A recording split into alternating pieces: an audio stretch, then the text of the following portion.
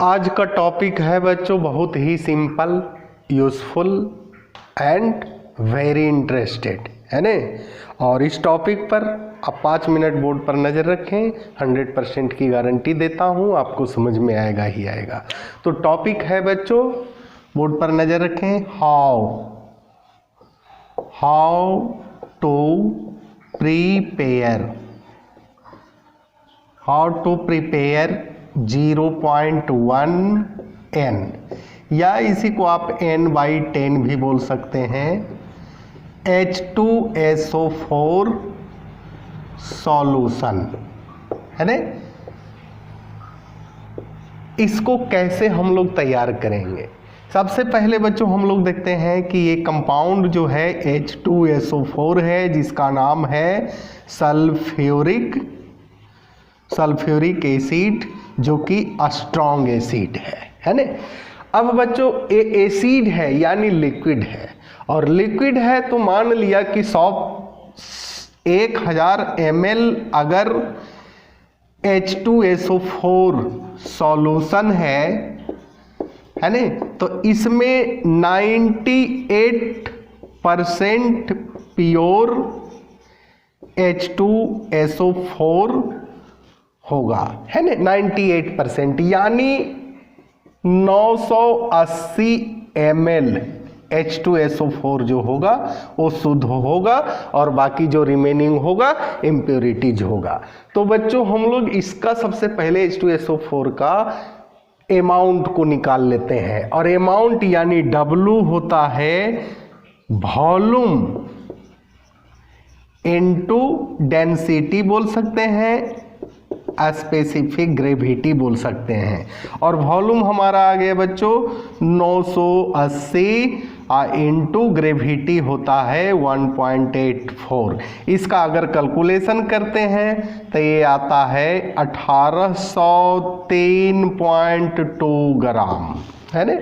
अब वेट निकल गया, तो बच्चों थोड़ा सा ध्यान देंगे, है ना। इस प्रकार के कंपाउंड को बनाने के लिए 2 चीज़ की आवश्यकता होती है, पहले मोलिकुलर वेट, दूसरा इक्विवेलेंट वेट। तो मोलिकुलर वेट अगर निकालना हो, मोल वेट H2SO4 का, तो हम लोग कैसे निकालेंगे, है ना। प्रत्येक एलिमेंट के एटॉमिक वेट को दर्शाएंगे और नंबर ऑफ एटम जो रहेगा उसमें मल्टीप्लाई करेंगे। हाइड्रोजन का 1 होता है, एटॉमिक वेट 2 है, 2 गुना किए, प्लस सल्फर है 32, एटॉमिक वेट 32 सिर्फ सिंगल सल्फर है। ऑक्सीजन का एटॉमिक वेट होता है 16 और 4 है तो मल्टीप्लाई 4 किए, अगर कैलकुलेशन करेंगे बच्चों तो 98 आएगा, है ना, 98 आएगा। और इक्विवेलेंट वेट अगर निकालना चाहेंगे तो एक फॉर्मूला होता है मोल वेट डिवाइडेड बाई बेसिसिटी, यानी एसिड है तो उसका बेसिसिटी होगा, बेस है तो उसका एसिडिटी होगा। और बेसिसिटी क्या है?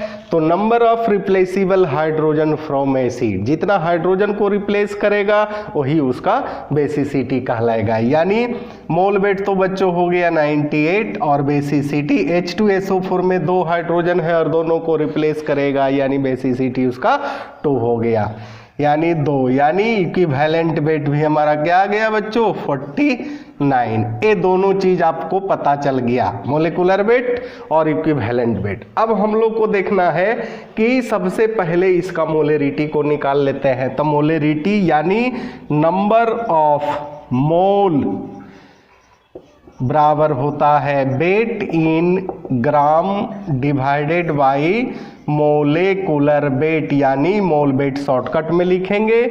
वेट इन ग्राम बच्चों दिया हुआ है, जो कि हम लोग निकाल चुके हैं, 98% प्योर H2SO4 का weight, 1803.2 divided by molecular weight अभी तुरंत हम लोग देखें 98। कैलकुलेशन अगर आप करते हैं तो इसका कैलकुलेशन होता है 18.4, यानी मोलेरिटी यहाँ बच्चों लिख देते हैं मोलेरिटी